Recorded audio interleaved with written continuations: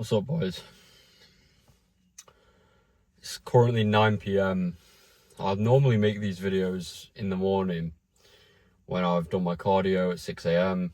I wake up at about 4, half 4 now, praying Fajr and then going about my day. Just putting myself through that discomfort early in the morning. I'm only getting 4 or 5 hours sleep most nights, but I wouldn't change it, because I get to start the day with Allah.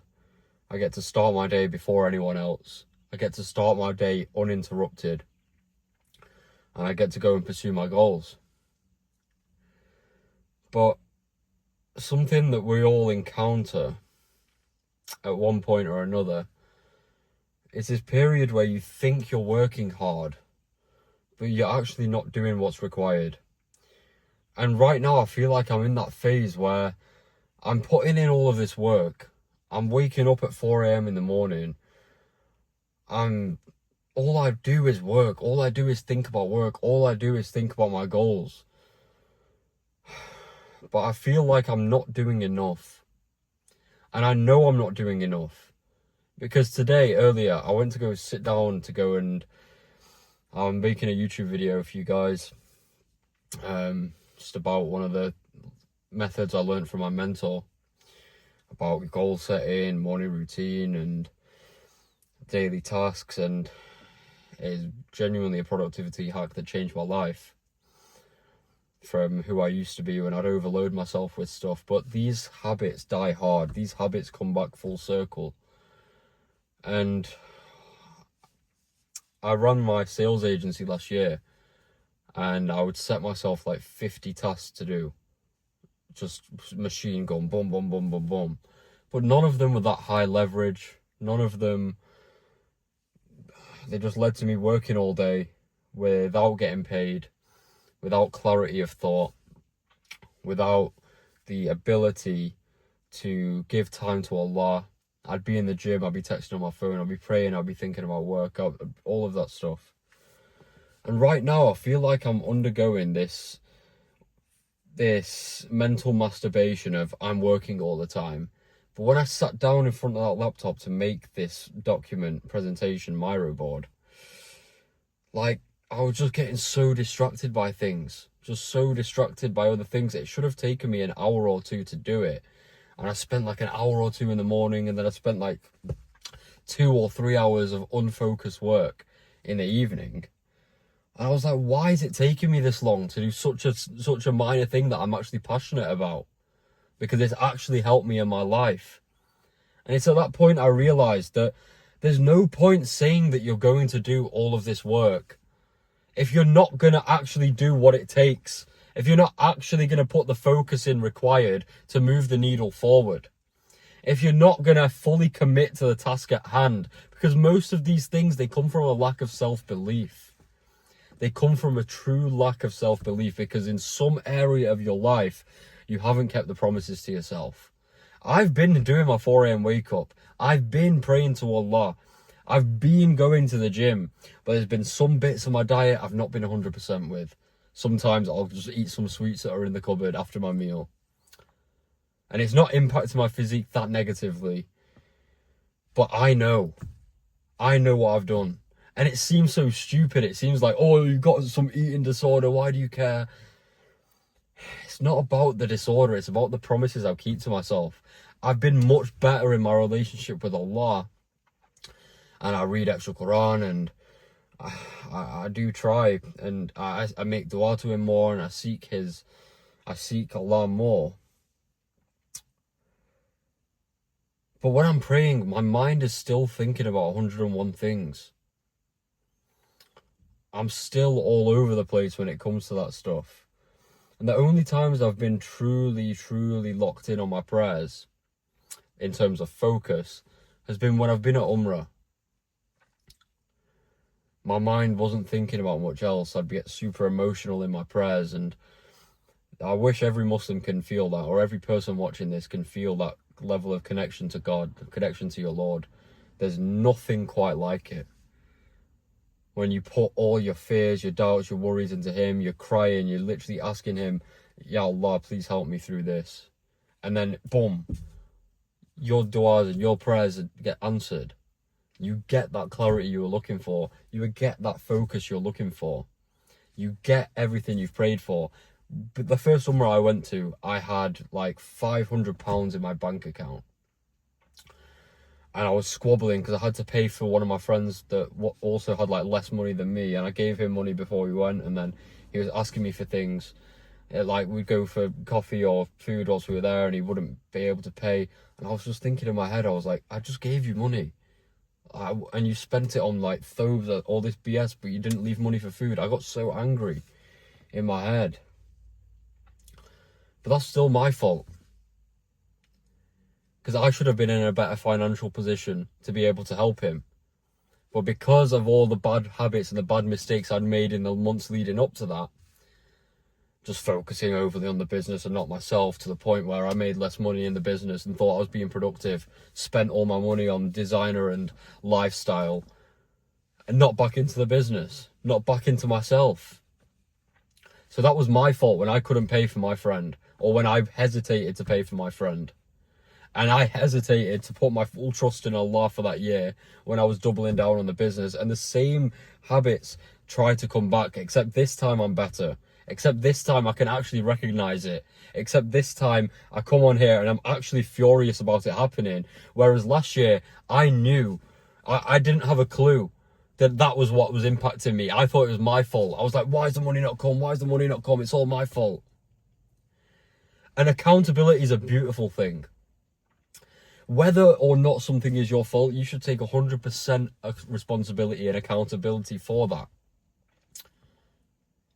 But a man can't wish for things without first having asked his creator. A man can't ask for things without first having turned to his relationship with his Lord and said, where am I lacking? Where am I lacking in this relationship? Because that's the most important of all relationships. The one who gave you life, the one who sustains this whole earth, the one who determines your provision. And it's so easy for us to just get caught in this loop of work. And the last person we'll turn to is our Lord. But whenever you feel yourself slipping, whenever you feel yourself going down that loop, whenever I feel myself underperforming, now I know that that's the first point of attention I should be turning towards.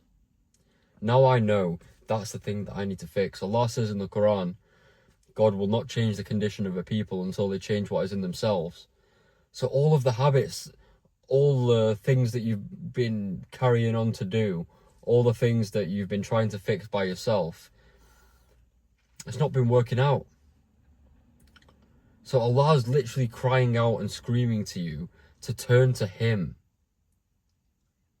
to fix everything else in your life. And the more you turn to Him, the more you'll get that focus in your work, the more you'll get that clarity. And another thing,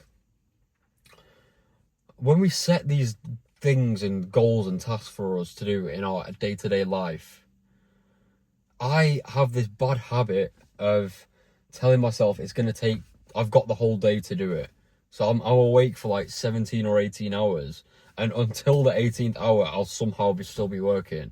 I train twice a day. I pray. I read Quran. Yes, I do these things. That takes time out of the working day. But still, my time management is poor there. My time management is poor. Because when I'm doing that work, it's unfocused.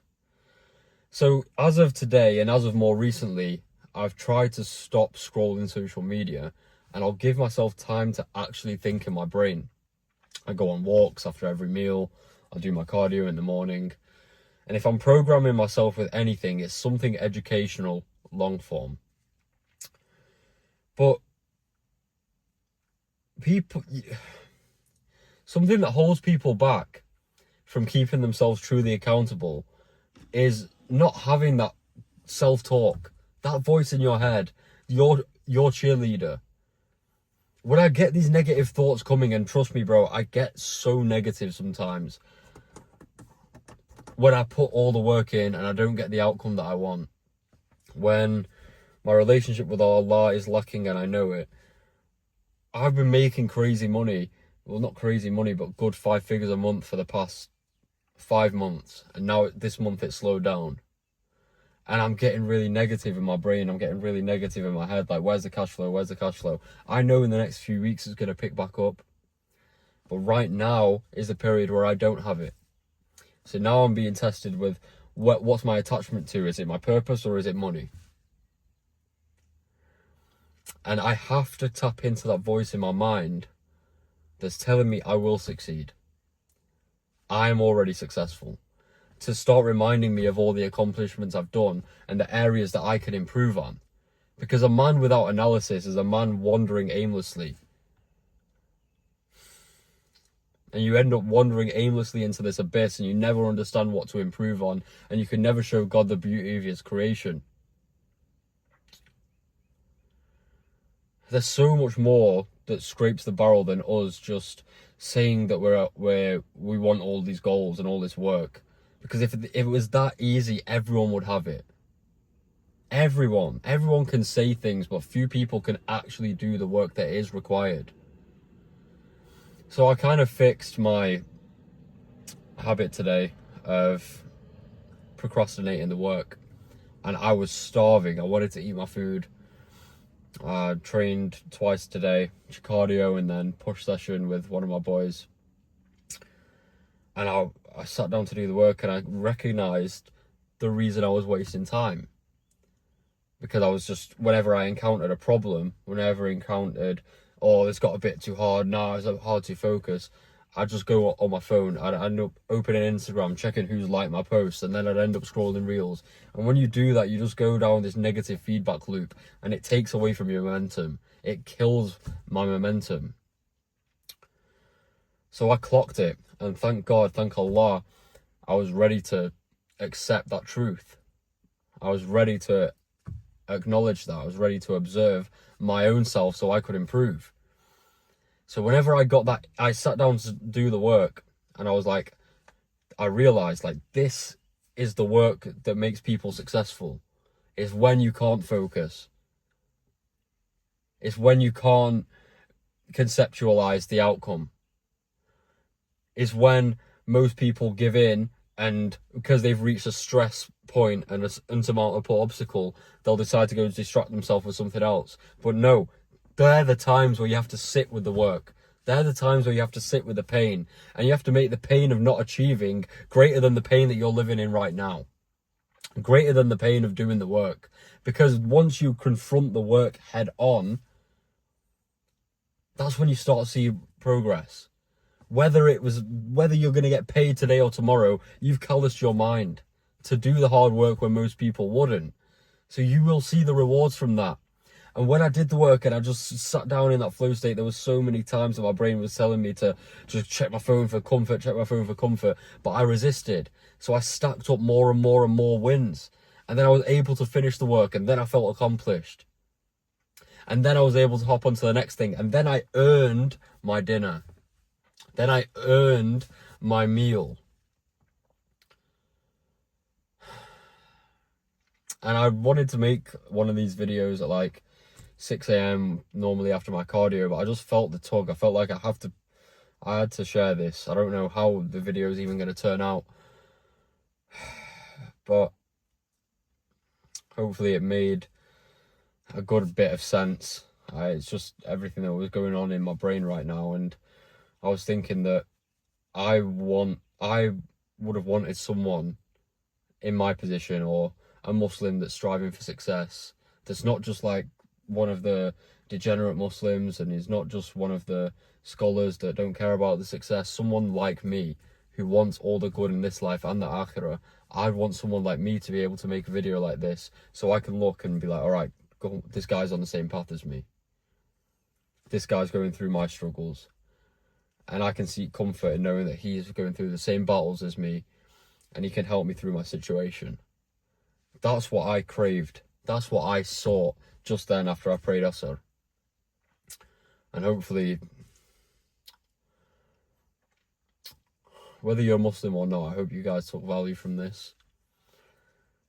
Everything comes down to our relationship with God. Everything comes down to focus. Everyone talks about focus, but it's the actual focus needed to achieve these millions, achieve these massive dreams and ambitions that we want.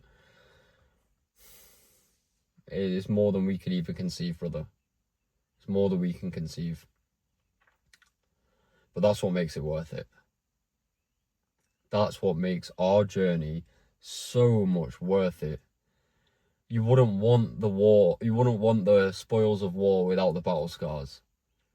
The battle scars are what give us purpose. The battle scars are what give us memories. The battle scars are what gives us talking points. These are the things that we get to rejoice on once we've made it. Once we've achieved every goal we've set out for ourselves, because the journey itself is the reward.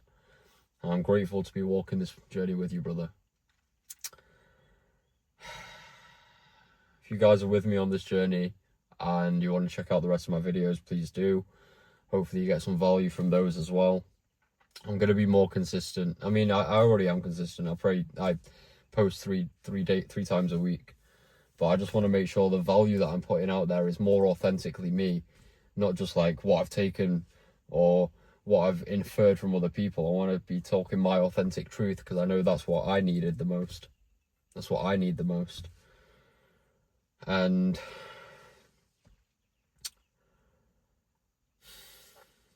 our greatness is going to know no bounds as long as we just stick to this process. I love you, boys. Keep pushing.